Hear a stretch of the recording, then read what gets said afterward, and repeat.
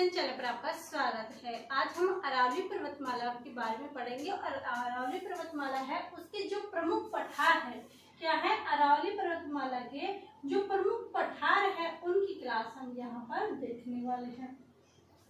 ये पठार वाले से यहाँ से बहुत इंपॉर्टेंट क्वेश्चन पूछे जाते हैं, तो यहाँ से जरूर आप ये क्लासेस जरूर देखें। और अभी आपने ये पिछली क्लासें नहीं देखी है अरावली पर्वतमाला की, इनके उपविभाजन की, भौतिक प्रदेश की, तो पिछली क्लासों में जाकर आप सारी वीडियोस देख सकते हो। तो यहाँ पर हम क्या पढ़ रहे हैं, प्रमुख पठार पढ़ रहे हैं किसकी, अरावली पर्वतमाला, क्योंकि यहाँ पर ऊंची चोटियां थी वो हमने पढ़ ली, वो भी ट्रिक के माध्यम से हमने पढ़ ली। और अब हम आज पढ़ेंगे कि यहाँ पर कौन कौन से पठार है। तो पठार के बारे में सबसे पहले हम क्या बना लेते हैं, एक मानचित्र बना लेते हैं। ये हमने छोटा सा एक राजस्थान बना लिया। इस राजस्थान में यहाँ पे क्या है, सिरोही, क्या है यहाँ पर, सिरोही। अब सिरोही में कौन कौन से पठार है, तो एक तो जो आबू का पठार वो कहाँ है, सिरोही के अंदर स्थित है। और कौन सा है, उड़िया का पठार। आबू और उड़िया दोनों पठार कहाँ पर है, यहाँ पर है हमारे सिरोही के अंदर। और उड़िया पठार क्या है, सबसे ऊंचा है। और सेकंड पूछा जाए तो वो कौन सा है, आबू का पठार, क्योंकि ऊंचाई देखी तो सर्वाधिक जो ऊंची चोटियां थी वो कहाँ पर थी, अरावली के कहाँ पर थी, सिरोही के अंदर। तो ये भी माउंट आबू के अंदर सर्वाधिक ऊंची चोटी थी, तो ये भी क्या कहाँ पर होंगे, पठार भी सर्वाधिक ऊंचे कहाँ पर होंगे, सिरोही के अंदर। और सिरोही में भी कौन सा होगा, उड़िया का पठार। और सेकंड नंबर पे आएगा आबू का पठार। तो यहीं पर हम सिरोही के अंदर देखते हैं, किसके अंदर, सिरोही के अंदर देखते हैं। और सिरोही के अंदर हमने देखा कि जो पहला हमने नाम लिया वो लिया उड़िया का पठार, उड़िया का पठार।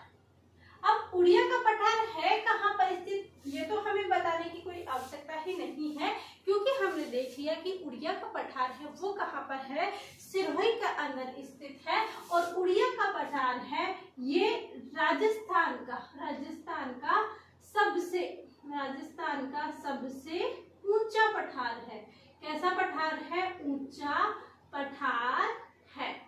यदि क्वेश्चन आता है कि राजस्थान का सबसे ऊंचा पठार कौन सा है, तो राजस्थान का सबसे ऊंचा जो पठार है वो उड़िया का पठार है, ये हमने देख लिया। अब बात आती है कि हमने मान लिया कि उड़िया का पठार सबसे ऊंचा है, लेकिन हमें ये तो बताओ कि जो उड़िया का पठार है वो कितनी ऊंचाई पर स्थित है। तो ये इसकी कितनी ऊंचाई, यानी ये कितने मीटर पे स्थित है। तो यदि देखा जाए कि उड़िया पठार की ऊंचाई कितनी है, तो 1360 मीटर क्या है, इसकी ऊंचाई है, किसकी है, उड़िया पठार की। तो ये हमने उड़िया पठार जो राजस्थान का सबसे ऊंचा पठार है और जिसकी ऊंचाई 1360 मीटर है। अब सिरोही के अंदर एक दूसरा पठार आता है और उस पठार का नाम है आबू का पठार, आबू का पठार। और ये आबू का पठार भी कहाँ पर स्थित है, आबू का पठार भी कहाँ पर स्थित है, सिरोही के अंदर ही स्थित है। और यदि ये पूछा जाए कि राजस्थान का दूसरा सबसे ऊंचा पठार कौन सा है, तो वो कौन सा होगा, आबू का पठार। राजस्थान का दूसरा सबसे ऊंचा पठार, राजस्थान का दूसरा सबसे ऊंचा पठार पूछा जाए तो वो कौन सा होगा, हमारा आबू का पठार। कौन सा पठार होगा, आबू का पठार होगा, जो कि राजस्थान का सेकंड लार्जेस्ट है, यानी राजस्थान का सेकंड है सबसे ऊंचा। अब ये 1360 है, इसको सेकंड नाम क्यों दिया, कितने मीटर इसकी ऊंचाई है, तो ये 1360 है, ये 1200 मीटर ऊंचाई पर स्थित है। कौन सा, आबू का पठार की चीजें यहाँ पर हो जाती है। सिरोही में दो पठार, उड़िया का पठार और आबू पठार। सिरोही के अंदर ही सर्वाधिक ऊंची चोटियां थी, माउंट आबू जो हाईएस्ट राजस्थान के एवरेस्ट जो ऊंची चोटी है वो है। यहीं पर क्या है, पठार है, एक है उड़िया का पठार और एक है आबू का पठार, ये चीजें यहाँ पर हो जाती है। अब यहाँ पर एक नया जिला बना है, खेरतल तिजारा। अलवर और तिजारा, अलवर और जयपुर को तोड़कर क्या बनाया गया है, खेरतल तिजारा बनाया गया है। और इस खेरतल तिजारा में दो चोटियां स्थित है, एक तो आ जाएगा काकनबाड़ी, ये कहाँ है, सरिस्का में है, काकनबाड़ी का पठार आ जाएगा। और दूसरा आ जाएगा कासन का पठार, काकनबाड़ी का पठार और कासन का पठार। ये कहाँ पर आ जाएंगे, ये दोनों ही पठार हमारे कहाँ आ जाएंगे, खेरतल तिजारा में। हमने हाईएस्ट पूछ लिया, अब इसके अंदर हमें बाकी चीजें डिटेल से नहीं देखनी, यहाँ पर ओनली जिले पूछे जाएंगे कि ये पठार कौन से जिले में स्थित है। यहाँ से जो एक ही क्वेश्चन पुटअप होता है वो होता है मिलान वाला, यहाँ से मिलान वाले क्वेश्चन आएंगे। तो खैरतल जो तिजारा है उसकी कितनी है, काकनवाड़ी और कासन का पठार, ये कहाँ पर है, खैरतल तिजारा। पहले खैरतल तिजारा हम अलवर पढ़ते थे, लेकिन अब खैरतल तिजारा एक नया जिला बना दिया गया है। अब हमने खैरतल तिजारा पढ़ लिया, इसके बाद आ जाता है हमारा चित्तौड़। कौन सा, चित्तौड़। और इस चित्तौड़ के अंदर यहाँ पर जो चित्तौड़गढ़ है वो किस पठार पर स्थित है, तो मेसा का जो पठार है, मेसा का पठार। तो मेसा का जो पठार है उस पठार पर क्या है, चित्तौड़गढ़ का किला बना हुआ है। तो मेसा का पठार कहाँ पर हुआ, चित्तौड़गढ़ के अंदर। और ये कैसा है, अपर्दनीय पठार है। और एक आ जाएगा मानदेसरा पठार, और ये भी कहाँ है, मानदेसरा का पठार, ये भी हमारे चित्तौड़गढ़ में है। लेकिन चित्तौड़गढ़ के जो ये वाला पठार है मेसा का पठार, किसका पठार, मेसा के बारे में हम कुछ जान लेते हैं। मेसा का पठार, मेसा के पठार पर क्या बना हुआ है, मेसा के जो पठार है उस पर चित्तौड़गढ़ दुर्ग स्थित है। किस पर स्थित है, मेसा के पठार पर चित्तौड़गढ़ दुर्ग स्थित है। और ये तो हमने देख लिया, लेकिन यह कैसा पठार है, ये है अपर्दनीय पठार है, यानी इसका निर्धन क्या हो रहा है, अपर्दन हो रहा है, यानी इसका निम्नतरण हो रहा है, ऊंचाई ज्यादा से कम हो रहा है। तो यह है अपर्दनीय पठार है। तो इसने हमने मेसा के पठार में देखा कि ये चित्तौड़गढ़ दुर्ग के अंदर स्थित और ये अपर्दनीय क्या है, पठार है। इसका क्या है, निरंतर अपर्दन होता जा रहा है। ये हमने देख लिया, मेसा का पठार कहाँ पर देख लिया, चित्तौड़गढ़ के अंदर। अब एक यहाँ पर हमारा उदयपुर को तोड़कर नया जिला बना है, सलूम्बर। कौन सा नया जिला बना है, यहाँ पर जो नया जिला बना है वो है सलूम्बर। और सलूम्बर के अंदर कौन सा पठार है, तो सलूम्बर में है लासड़िया का पठार, लासड़िया का पठार। पहली बात तो यही एग्जाम में आएगा कि लासड़िया का पठार कहाँ पर स्थित है। तो लासड़िया का पठार उदयपुर नहीं करना है, करना है क्या, तो हमने क्या देखा कि जो ये है लासड़िया का पठार, लासड़िया का पठार, जो लासड़िया का पठार है ये कहाँ पर स्थित है, ये हमारे सलूम्बर में स्थित है। नया जिला बना है सलूम्बर, उदयपुर मत कर देना। और यह भी क्या है, यह भी अपर्दनीय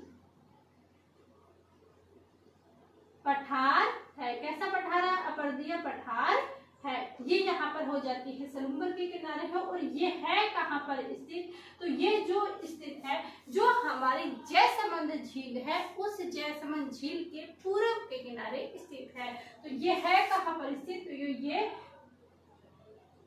जयसमंद